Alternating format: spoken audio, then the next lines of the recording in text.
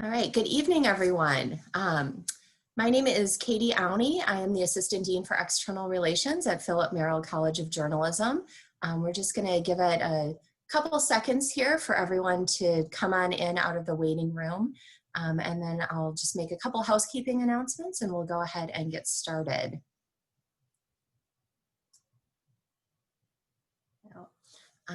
So again, welcome.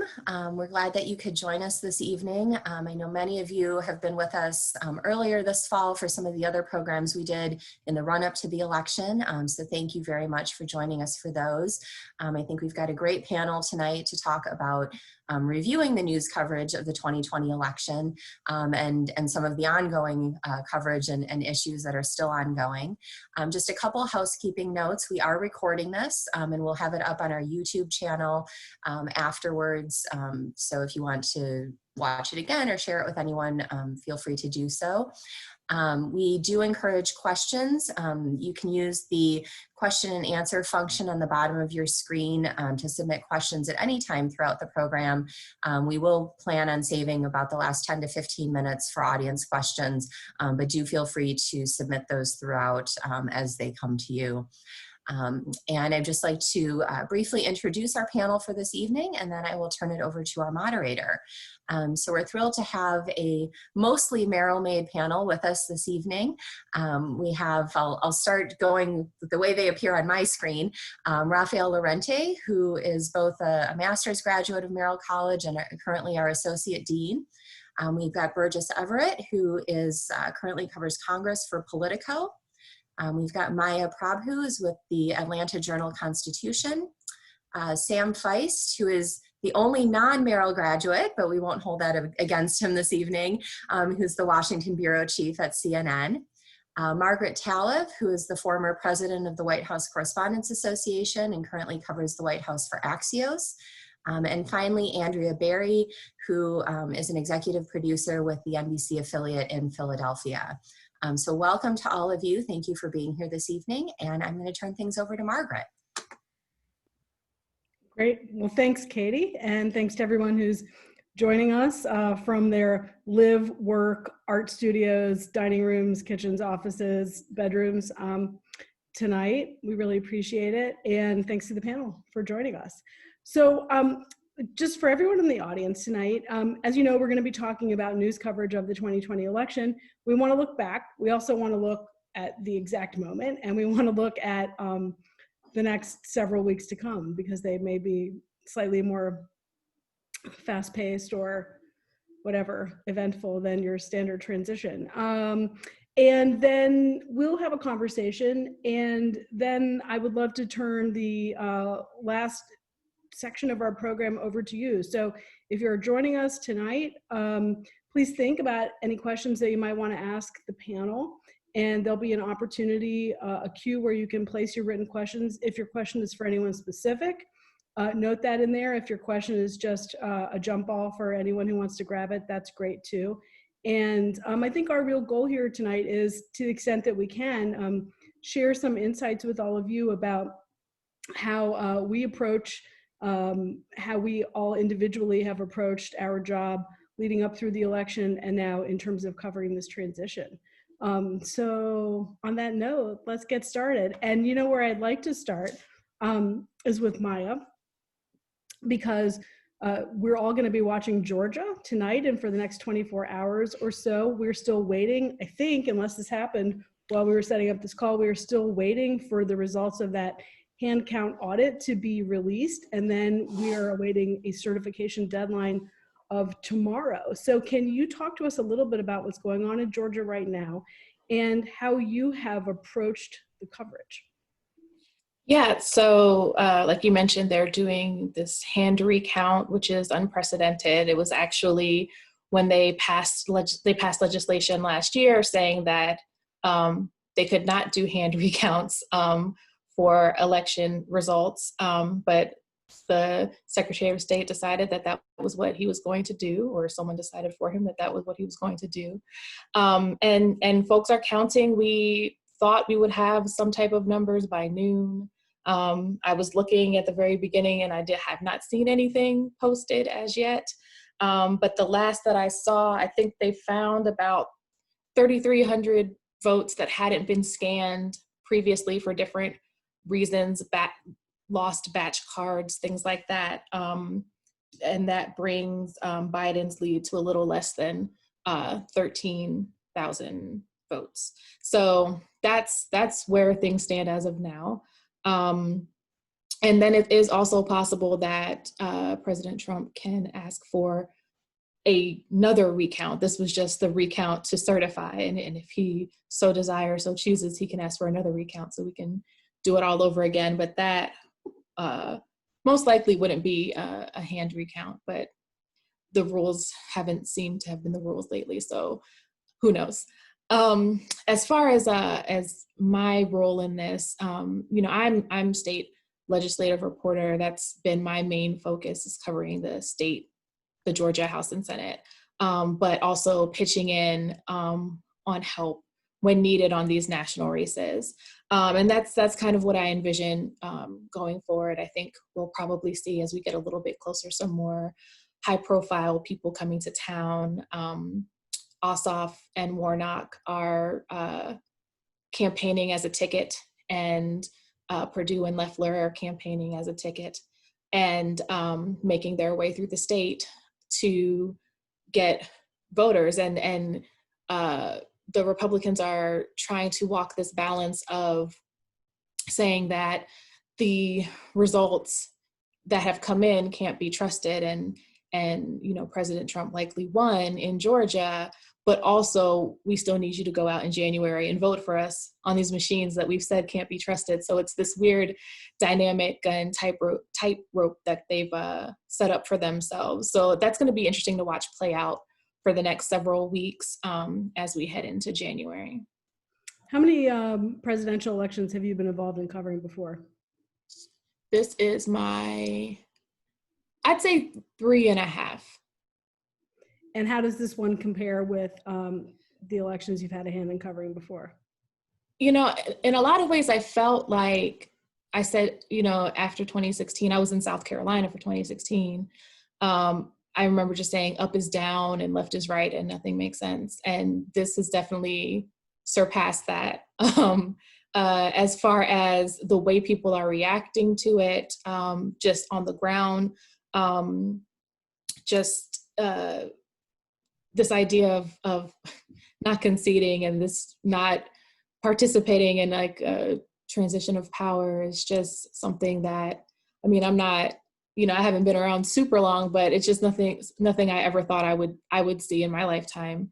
And so it's just, everything about this one is different.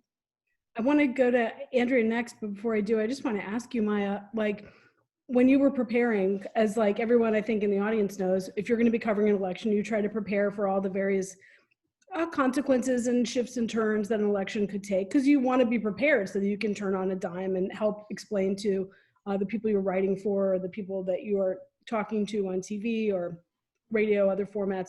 You want to be able to explain what's happening. As you tried to prepare for Georgia, did you understand how pivotal Georgia's race would be, both for the White House and now for the Senate as well? I think I had an inkling, because I remember saying, I hope it doesn't come down to Georgia, because I just know how long it takes for us to count our ballots here. I just hope it's a blowout in one way or the other, and it doesn't matter where the votes are in Georgia. And that was just in the presidential race. We knew probably about a month out that both Senate races would likely go to a runoff. So we were prepared for that. I don't think I thought that it would come down to the two Georgia Senate races to determine who would be controlling the Senate. That was not something I expected. But I knew that the votes would be close in Georgia. And I knew it would take us a very long time to count. And I was hoping that the whole world wouldn't be looking at us like they are now. Thank you. Andrea, I want to go to you too, because of course, Pennsylvania ended up being hugely important. I don't know if it was the most important state. I guess it was the most important state just in terms of size, but you and the station like had some time to think about it. There was a lot of coverage in the weeks leading up to the election saying it could all come down to Pennsylvania. What's more important, Pennsylvania or Florida? How did you try to prepare for that? And how have you guys balanced kind of the pure political story with the challenge, the television challenge of kind of communicating on a more basic level, like how does voting work? How do recounts work? How do these lawsuits work? How have you tried to thread that needle in Philly?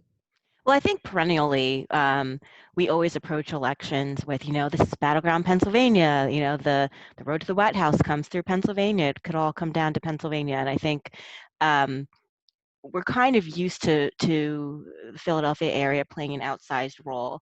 If you'll recall, in 2016, the night before the general election, Hillary Clinton had her big rally in Philadelphia. I think Bruce Springsteen was there, Beyonce and Jay-Z. So we always knew that, especially for the Democrats, our area is kind of the battleground within the battleground. You have the city proper, Philadelphia, where, the biggest population centers are turning out voters is very important for the Democrats there. But the Philadelphia area also encompasses the Lehigh Valley and some of these Philadelphia suburbs that went red in the last election. So we always know that we serve a wide variety of viewers. Viewers of different political stripes, so it's kind of the battleground within the battleground. I can say it was one of these situations where trying to prepare people for what the election looked like was a lot different this year. Pennsylvania is not a state where we had, early voting or just no excuses absentee voting. So a lot of this was a big learning curve for people. And even we had been covering for months the political battle over what this mail-in voting or same day voting would look like. I know, people were wondering, gosh, why is it taking so long for Pennsylvania to count their ballots? Why is it taking so long?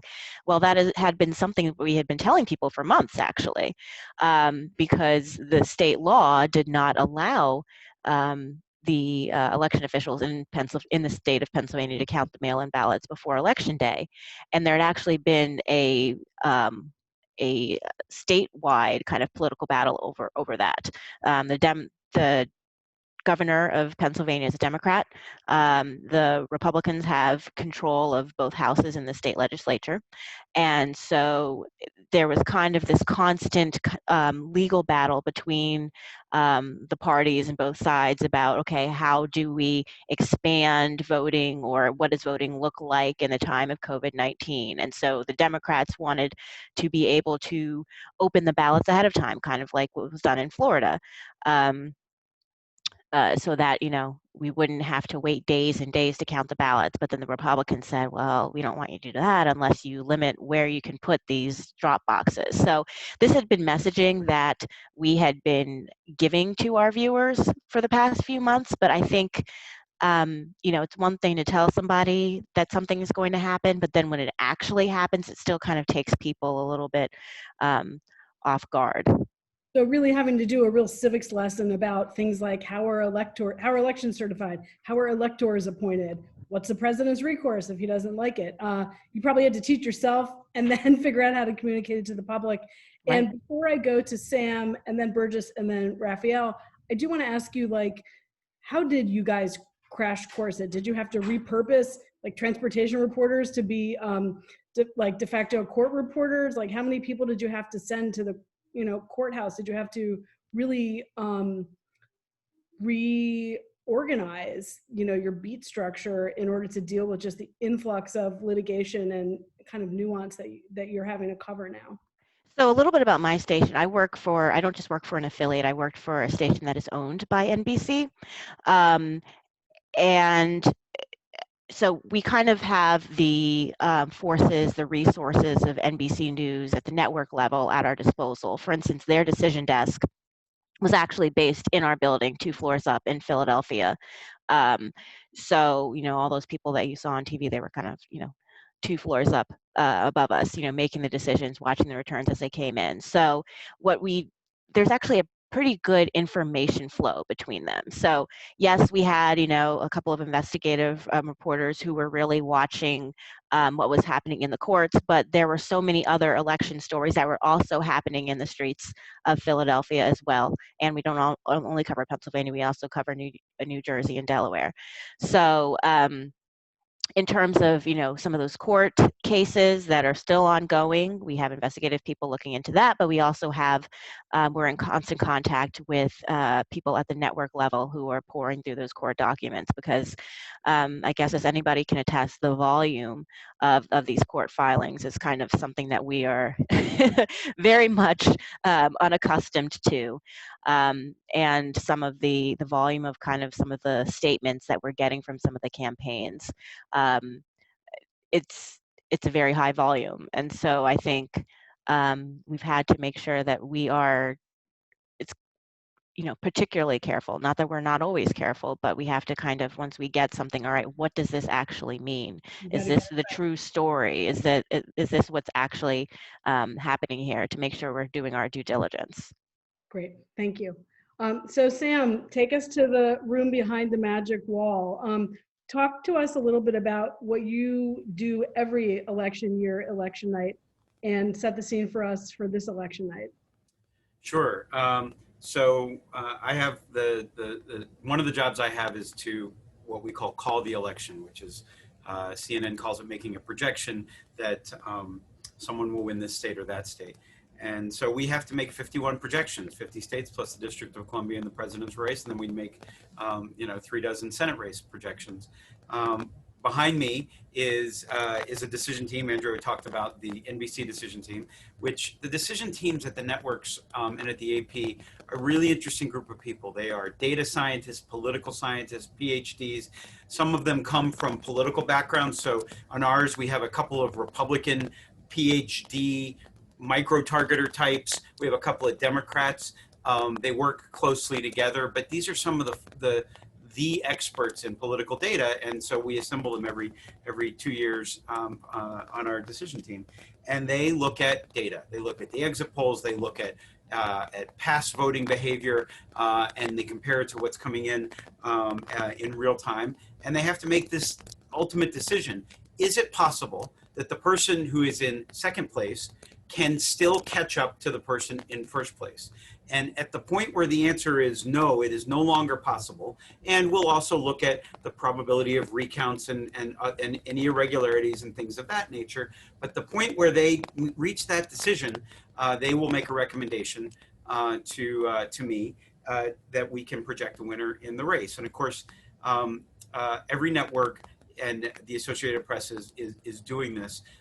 One thing I would say that's very different about this year is, and over the last few cycles, we're not really competing with each other. It's a bit of a misnomer out there that we're in a race, that someone's racing to call Florida first or Texas first or an easy state first or even Pennsylvania first.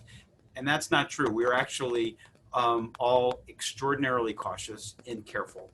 And this year we were especially careful because as we were just talking about, in Georgia and Pennsylvania, it's a very unusual year. A lot of close races, and in so many states where it was even 1% or less. So we were careful, and so no one. We don't really care. No one really remembers who's first. Everyone remembers if you make a mistake. So we're not going to make a mistake. And there is one first that everyone will remember, though, and that is when Fox called Arizona.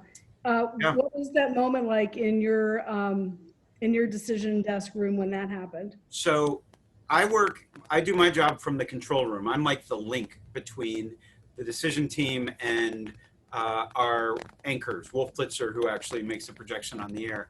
The decision team, for the longest time, didn't know that Fox had called Arizona. They don't have all the screens in front of them, and they really pay attention to the data. In fact, some of the decision team members this time were working at home and joining us remotely, and they definitely don't have all of a wall of monitors. So at some point, I think they realized that Fox had called Arizona, but for us, the data will drive that decision. And at the time Fox called Arizona, I think Joe Biden was 200,000 votes ahead of Donald Trump, and I think he has landed about 10,000 votes ahead of Donald Trump. So we were very cautious with that decision. We wanted to wait until all the votes, the provisional ballots, where did the provisional ballots come from? Of course, the mail-in ballots, all of the ballots that are counted at the very end. We wanted to make sure that we were certain before we made that projection, and we didn't make it for until a week and a half after the election. Every network does their own thing, but we were cautious. It was important for us to be cautious on election night, and we felt like we made the right decision. There's nothing more important than a presidential election, and people are counting on the media to help them understand who wins. It's the only country in the world where it works like this, because in other countries you have an elections authority who, the day or two after the election, announce the winner. Well, in this country, it doesn't work that way. The states have until December 6th to submit their certified votes for the Electoral College. There are, as we now know, different rules in different states. And so it has always been in this country that the media informs the electorate of who the winner or who the likely winner is long before the votes are certified. Otherwise, folks would have to wait over a month. And I don't know that Americans are patient enough to do that. I can't believe Americans have been this patient so far, but so far, maybe the lack of patience has been replaced by like the fact that you can't look away. So there's that. Before I go to Burgess, and because I want to talk about the role of Congress in all of this, and also the experience of covering COVID. But before I do that, Sam, I want to ask you about sleep. I know this is a very old-fashioned idea. I have some insights into this because at my job at Axios, I oversee all of the political coverage. So I oversee our White House team, I oversee our Congressional team, I oversee our election team. And so I was sleeping maybe between 3 and 4 hours a night for several nights. And then one night I went to sleep. This was like a couple nights after the election. I went to sleep. I took a nap on the couch one night at like 8:30, waiting for one of my reporters' focus groups to come in. And when I opened my eyes, it was 1:30 in the morning. Like I just closed my eyes for a second and it was 5 hours. Like my body just gave out. And luckily, while I was asleep, another kind editor picked up the story and dealt with it. But at CNN, the special events coverage takes over. Like Chris Cuomo's on at 3 in the morning. The whole world's upside down. We had to schedule sleep on my team. I told which reporters who could be awake, what times, who had to be awake, what hours we could all be down. Our news desk was scheduled 24 hours a day with cell phone numbers to wake us up if something happened. But the whole world wasn't watching us this way. How did you handle it, and how did you ration your own sleep? So because we anticipated this strange election, and as Andrea was talking about, we knew that these mail-in ballots, particularly possibly if it came down to Pennsylvania, were going to take days and days to open and process and count. We planned for several days of 24-hour coverage. And at CNN, normally our election coverage comes out of 3 different control rooms that we sync together. But because of COVID, we had to spread everybody out. So we were using, in a 24-hour period, 12 control rooms, 6 or 7 at a time. So 6 or 7 that were supporting the main Washington team. And then we would hand off to New York to Chris Cuomo at some time. Well, on election night, it was 3 in the morning. The next night, it was 1 or 2 in the morning. And a different set of control rooms took over, a different set of studios, and then a cleaning crew would come in and clean and wipe down all of the surfaces to make sure that the control room was clean for when we came back in. So my sleep schedule was on Tuesday night into Wednesday. I went home at 6:30. I got home. I live about 15 minutes from the CNN Washington bureau. I slept for an hour and a half. I quickly got up, took a shower, and raced back in. The next night, I went home and I took a 2.5-hour nap. The next night, it was a 3-hour nap. The next night was about 3.5. And then the next night was Saturday night, when Biden was projected as the winner. And I went to sleep at midnight, and I was very much looking forward to a full night's sleep. And you know what, lo and behold, I woke up at 5:30 in the morning because my body was so used to not having sleep and I hadn't gotten used to daylight savings time, and so that didn't work out so well. I'm still trying to catch up. But if you were a viewer on Thursday night at midnight, you saw Wolf Blitzer and John King and Jake Tapper and Dana Bash and on TV, and Abby Phillip. And then if you took a nap or went to sleep and you turned back on at 7 a.m., they were back again. And that happened because we didn't know whether Pennsylvania might report a whole bunch of votes. At some points, they had been throwing in large batches of votes, and if they had thrown in a large batch of vote, maybe we would have been in a position to project the winner. So we brought them back in. Turns out we weren't in a position to project the winner until over a day later. None of them got sleep, but you work off of adrenaline, and it powers you through. And it was an exciting election, and it was an exciting week. And it's important work, and that gives you the energy to do it, and you'll be able to sleep eventually. President's Day weekend. My target. Correct. Burgess, I want to go over to you because, of course, when you're covering Congress in a presidential election cycle, you're very interested in what's going to happen at the White House, but you have another story that will much more directly impact you and your story and the stories that spring out of it. How did you approach coverage of the election, and then how did your plan meet up with reality in terms of what ended up happening? So this is my third congressional election cycle being the TikTok guy. I'm assuming you, of course, know what that is, which is how writing a story saying, how did we arrive at this result? Obviously, you don't know what the result is going to be some of the time, so you have to collect all this reporting that may never see the light of day. So this is actually in 2016 and in 2020, this is the second consecutive time I have prepared all this reporting about how Democrats took the Senate.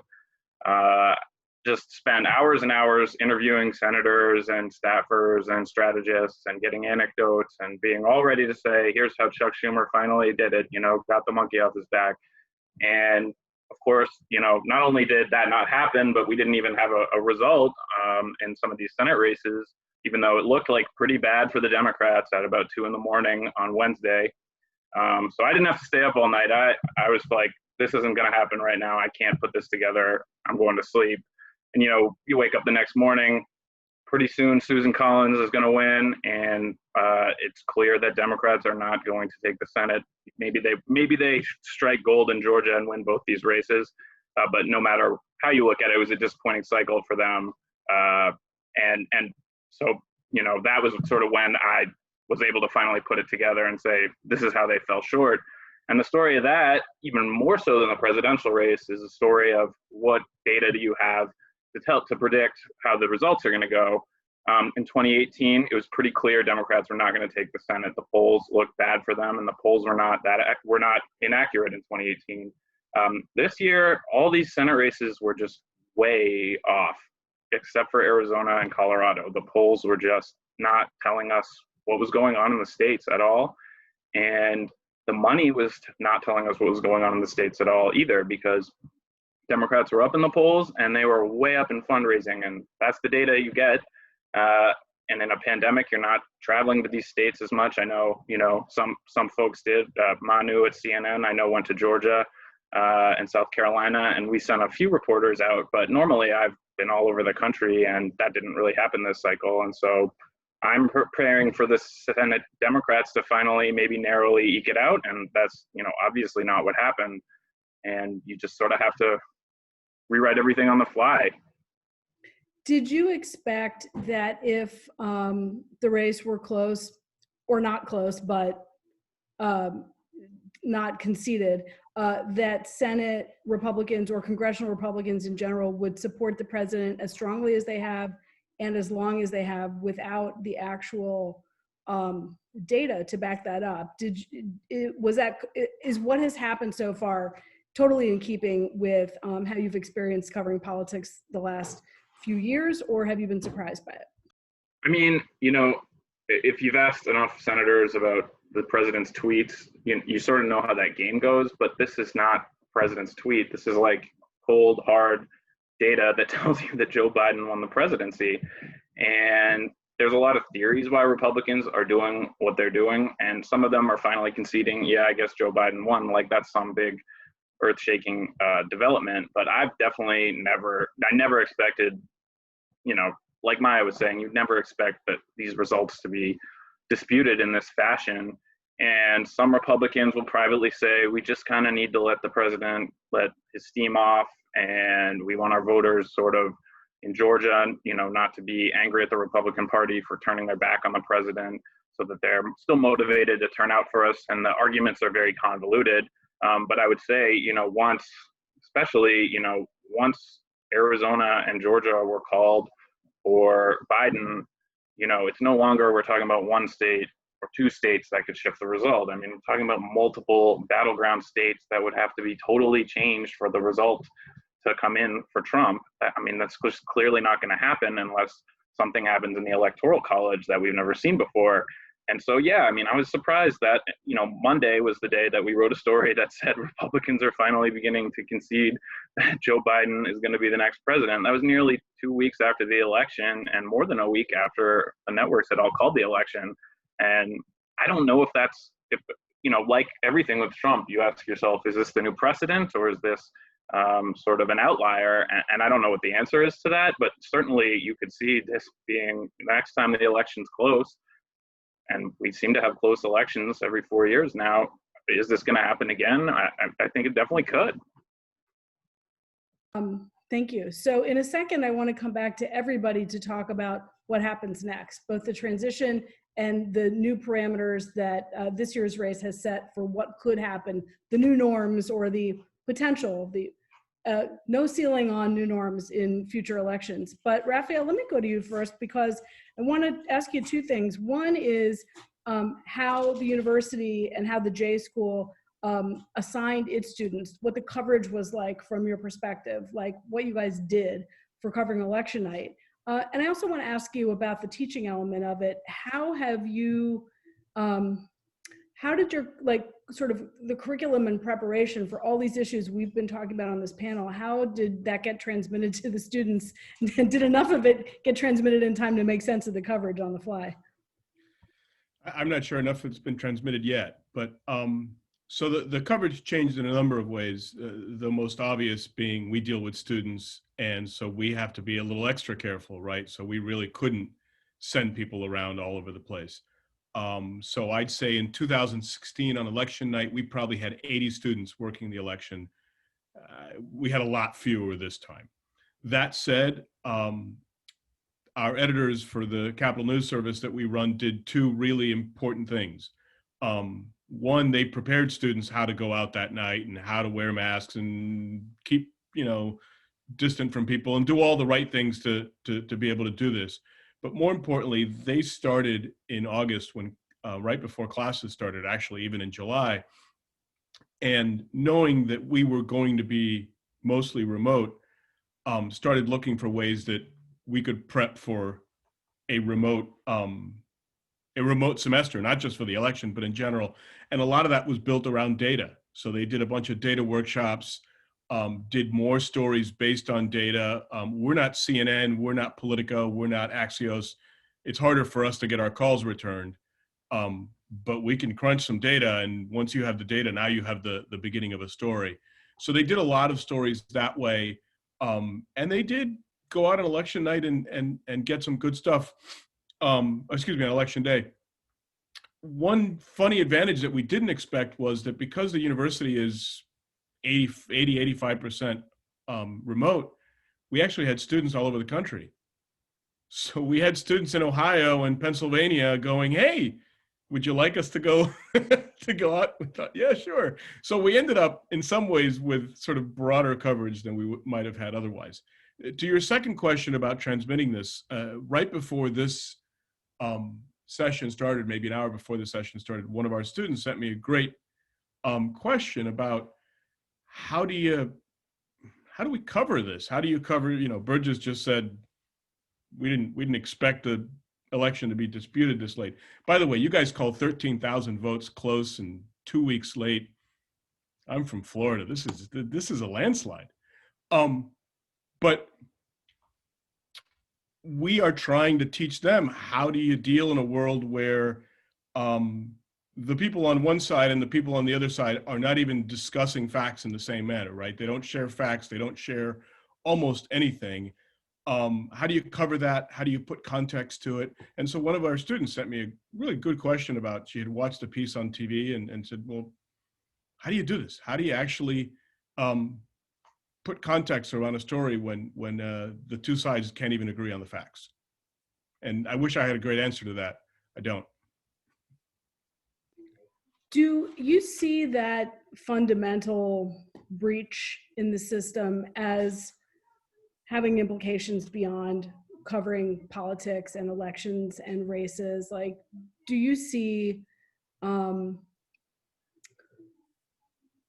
this trend, not just where there's two sides and they can't agree on facts, but where there are a significant proportion of the American public that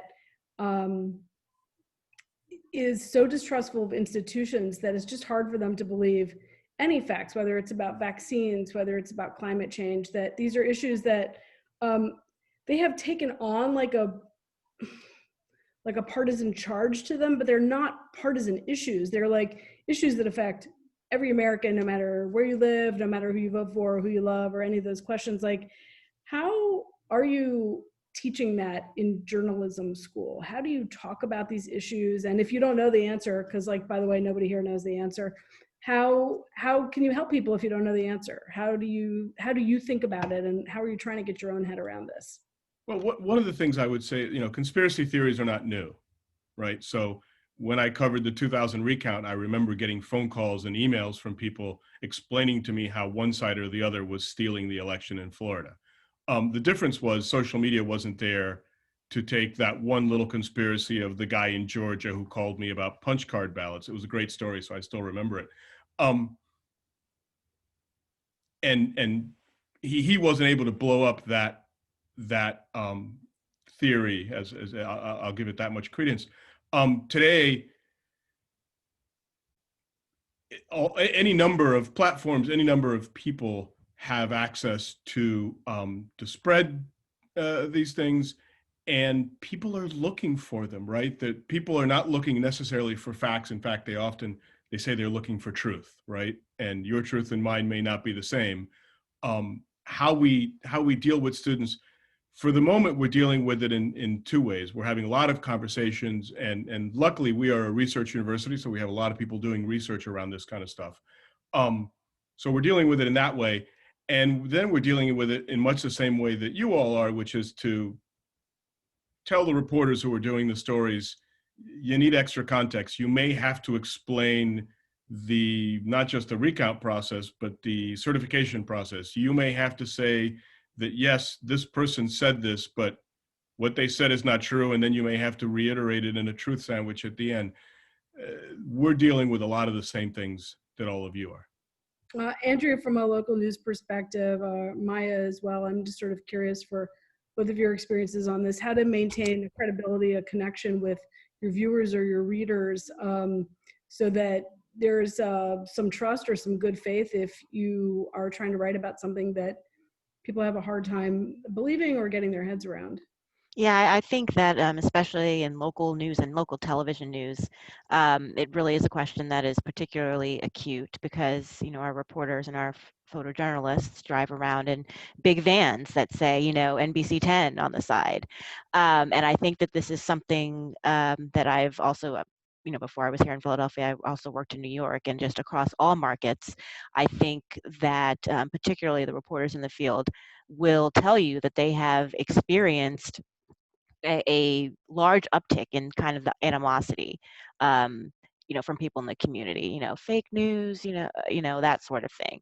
When, our focus is really kind of serving the community and giving people information that they need to, to live their lives. So, I definitely think it is a challenge, particularly when you're out there in kind of like a high profile situation like that.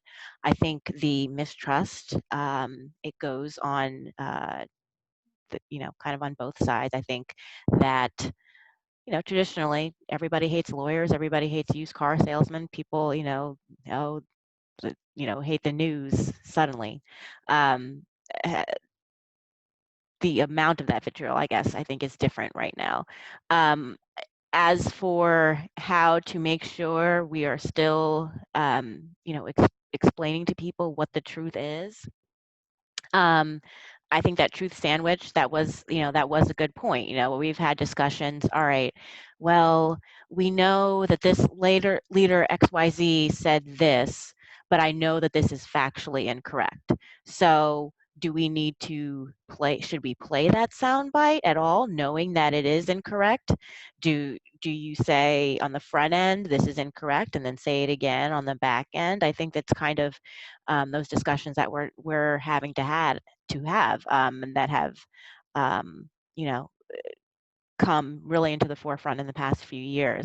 Because I think there was a time where, as a whole, the media said, all right, well, our job is to say, okay, this person said this and this person said this, and you kind of assumed that even though people had different points of view, people weren't, I guess, outright lying, right? There wasn't that same sort of animosity. So now we're kind of having to figure out, all right, well, it's reemphasizing the fact that putting context and putting truth out there is really what's important in our job. Margaret, can I interrupt for a quick second?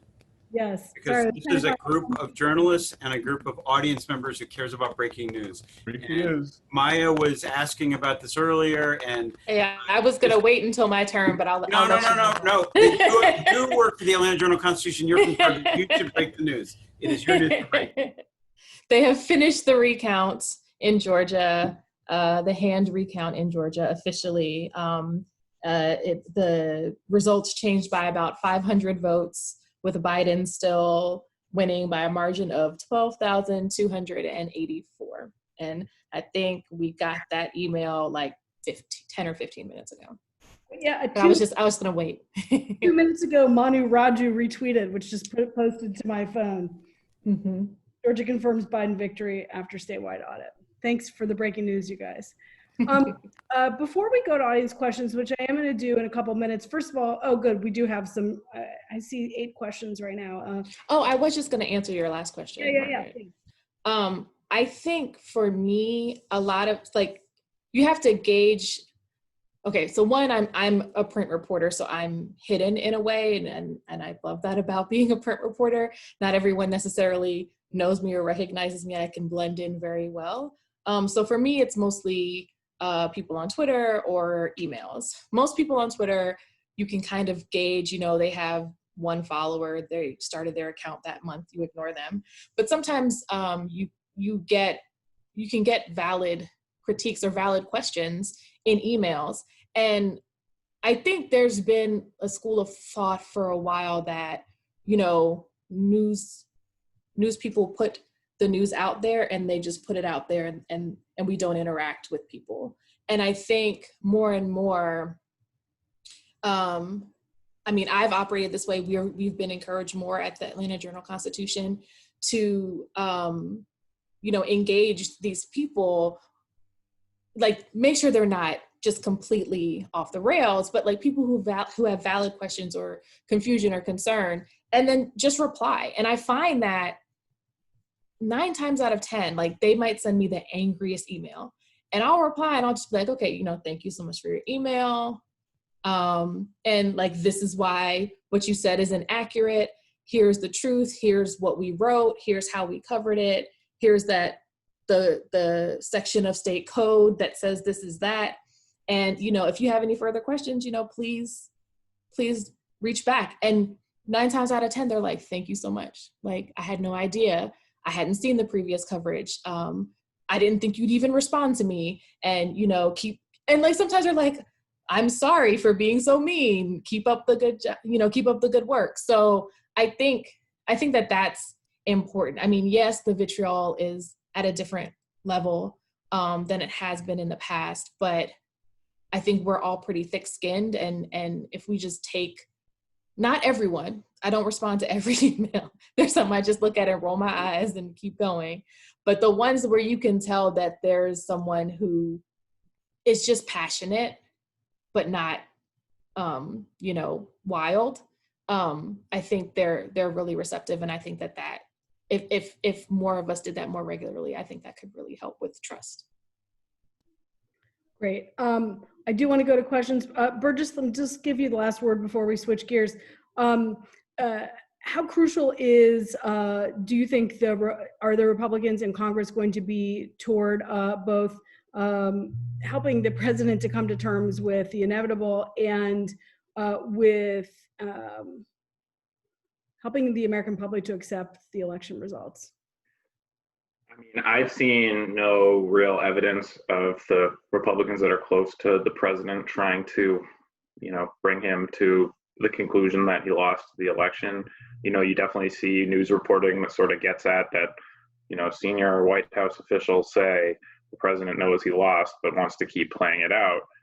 But, you know, we have, you know, Lindsey Graham, one of the closest, you know, hated Trump. Now he's one of the closest people to Trump in the Senate Republican conference, is going around calling, you know, Maya's Secretary of State, complaining or asking about whether they could throw out legal ballots because of mismatched signatures and things like that. So, you know, when I look at that, I think, well, that's just stoking the fire. That's not trying to, you know, calm things down or bring him to it. And then there's another faction of the party that seems to think the best strategy is to let him have his day, weeks, maybe month to contest the election. And then when all the lawsuits have, you know, hit the bottom and they're not going anywhere, then the president hopefully comes to those terms and they don't have to get ahead of him. I mean, fundamentally, one thing that hasn't changed is most of these folks don't want the president tweeting at them and saying bad things and, you know, bringing, I mean, if you're up for re-election in 2022, do you really want to have a primary challenge stoked off you saying that the president lost the election, even though that's clearly what happened? So, you know, I honestly sympathize with their position, and they're in a rock and a hard place. But you would think there would be more people trying to get him to see the truth of it, and there really hasn't been. One interesting thing that happened today was Senator Ernst was on a radio show with Guy Benson and really just kind of took down the Rudy Giuliani press conference that happened today and was like, this is ridiculous. You know, you have to have more proof than this. So that may be a sign that the wind is shifting a little bit. We're going to need a second hour for the Rudy press conference. Okay, so let's go to, we now have 13 questions. So all of a sudden we have no time left. All right, let's see. Let me take a look here. What do you think of social media now qualifying the president's tweets as misleading or false and giving links for reliable information? Do you agree with this? I know none of us on this panel is a media critic, but does anyone want to take this? Okay, someone has to take it now, sorry. Margaret, we can answer that not from the point of view of social media companies, but from the point of view of news organizations, right? That over the last 4 years, news organizations got more and more comfortable saying, oh, wait, no, that's not true, right? At first it was misrepresentation, then it was something a little stronger, and, you know, more recently people were willing to say that's just a lie. So I think news organizations actually got there before the social media companies did. It just took 4 years. I mean, I can say that I don't think Twitter has arrived at a solution to this. I mean, who is looking at this disclaimer and saying, oh, well, my mind has changed, let me click this link and now I've come to a different point of view? I mean, we know by now that folks are so dug in on their viewpoints that something like that isn't going to change their mind. And I mean, I don't know what's right or wrong to do, but frankly, I'm surprised there hasn't been more of a debate on like whether the president should be banned from Twitter at this point, honestly. And I realize that would be a very incendiary thing for Twitter to do, and so they're probably not going to do it, but the disclaimer does nothing, in my opinion. You mean banned after he's no longer president? Do you think that's a different calculation to make than when someone is a sitting president? Yeah, probably. I mean, it would be less toxic, and it wouldn't be you wouldn't be banning somebody who also regulates you. I mean, I'm going to try to condense this question, but I think it's an important question. The question is essentially, both in the 2016 campaign and beyond then, there are many times when one side, this person doesn't specify, but when one side has presented information in bad faith, but the media has sought to give equal weight to something that kind of like the traditional journalistic approach, right, is let competing sides have their say and then give a little bit of context and allow people to reach their own judgments. And they say it's sort of akin to giving a platform to climate deniers. They say that they're of a belief that those who come in bad faith shouldn't get a hearing. What does the panel think that journalism needs to do moving forward to avoid a both sidesism that has permeated much of our media? Sam, do you want to take a stab at that easy one? Yeah, I mean, listen, we are pro-truth, right? Pro-truth does not mean you are anti-Donald Trump. CNN is not anti-Donald Trump. We are pro-truth. If any political leader says something that's not true, as a journalist, it's one of our most important responsibilities is to hold a political leader accountable for their words. Political leaders are never allowed to say something that's not true, ever. And when they do, all of us, everyone on this panel, sees a tremendous opportunity as a journalist to set the record straight and to make sure that our audiences know, wait a second, the person that just said this said something that's not true, and here are the facts. And so that's, it isn't our responsibility to give someone the floor to say something that's not true alongside the floor someone to say something that is true. Climate's a perfect example. If 98.5% of climate scientists say one thing and I don't even know if it's 1.5% of climate scientists say something else, well, that is not deserving of equal weight by any stretch of the imagination. When virtually every climate scientist says that global warming is caused by human activity, every climate scientist in every country says that. Well, that isn't something that remains in doubt scientifically, and so we as journalists should not be presenting them as a equal debate. We shouldn't book the two sides together because there really aren't two sides. Yes, it is true that there are lots of people in the country who don't believe in climate science. There are lots of people in the country who believe in who are climate deniers, but the people who have studied it, the scientists that we are relying on, have come out with a definitive answer. So it's our job to present the facts and not present the opinions of someone who, just because they disagree with the facts.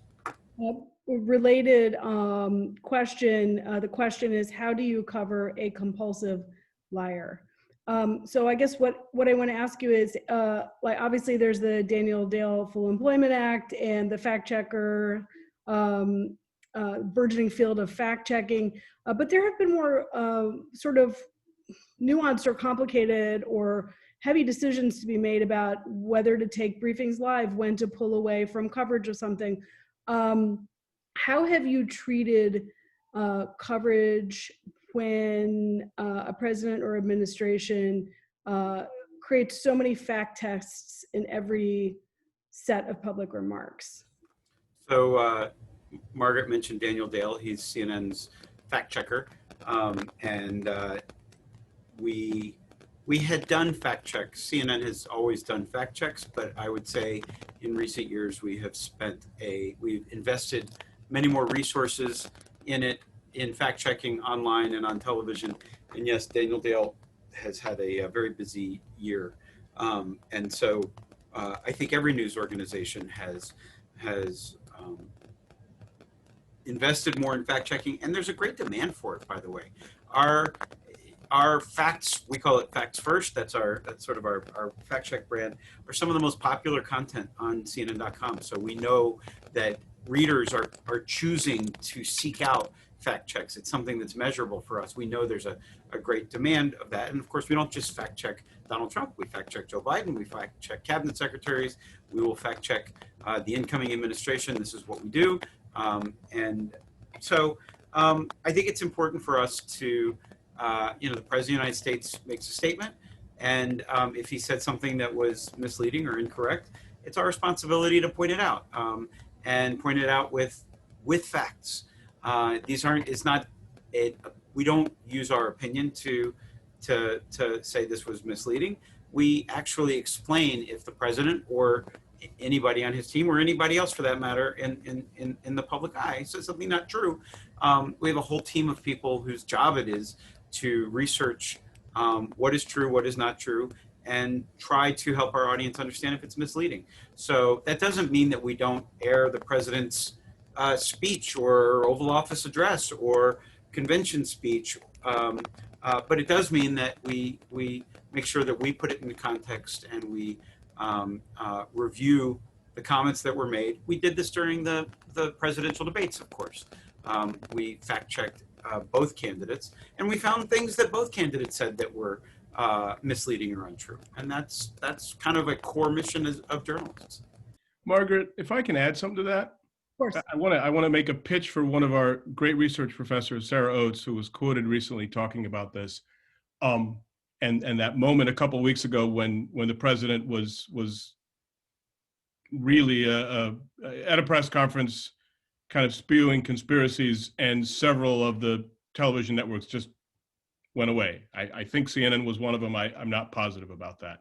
And she said that sort of marked a moment where maybe the press started behaving differently.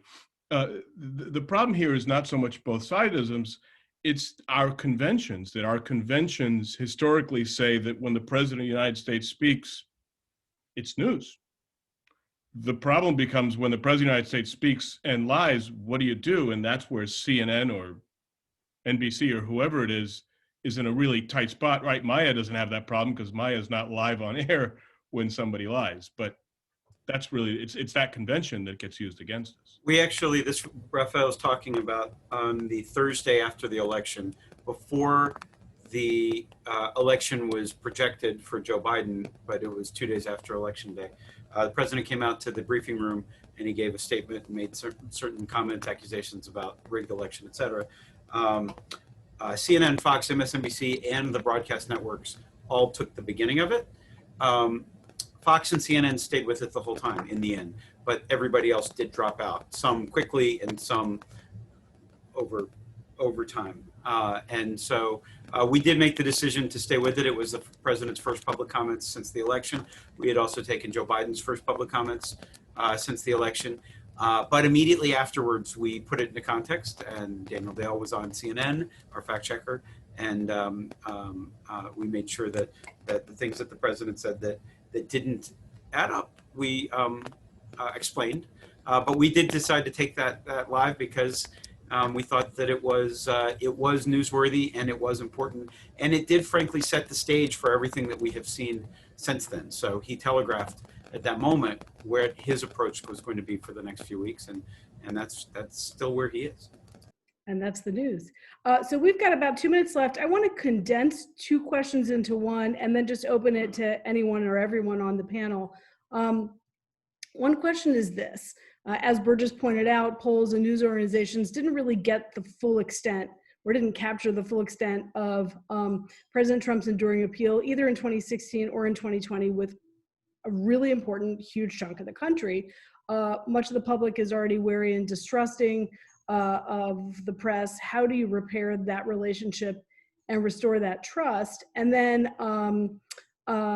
sister question is, what's one lesson you think journalists can learn from covering 2020 that could improve future coverage? I just want to jump in and plug University of Georgia. I think our polls for what Georgia was going to do were spot on. We anticipated a very close presidential election with Biden slightly ahead within the margin of error. We projected Senate races that would go to, that would have Rafael Warnock in the lead and a battle between Kelly Loeffler and Doug Collins. I think the spread between the two of them might have been a little farther than we predicted. And then we also predicted that Purdue and Ossoff would be going to a runoff. So we've been talking about that internally, but the folks at University of Georgia did like a bang up job for us. I'm excited to see what their next round of polls say now that we've whittled it down just to these two head-to-head matchups in January. But that was just my plug for UGA. But for sure, there has been more broadly, and some of the polls were more correct than others, but we've seen the trouble with horse race measures, particularly because if there's a large block of voters that distrust institutions, including the polling institutions or the news outlets that do the polling, it's very hard to capture sentiment of people whose sentiment you really want to capture if they don't trust you enough to have the conversation with you or participate. So I think that's one of the challenges, and I'm wondering whether I'm just going to throw a couple of things out, whether you think rebuilding local news can make a difference here, whether you think this is just a cycle in society, and as long as we're in a populist or nationalist moment, it's going to be hard to bring people back, whether social media, it has been a force for bad when it comes to the fabric of society.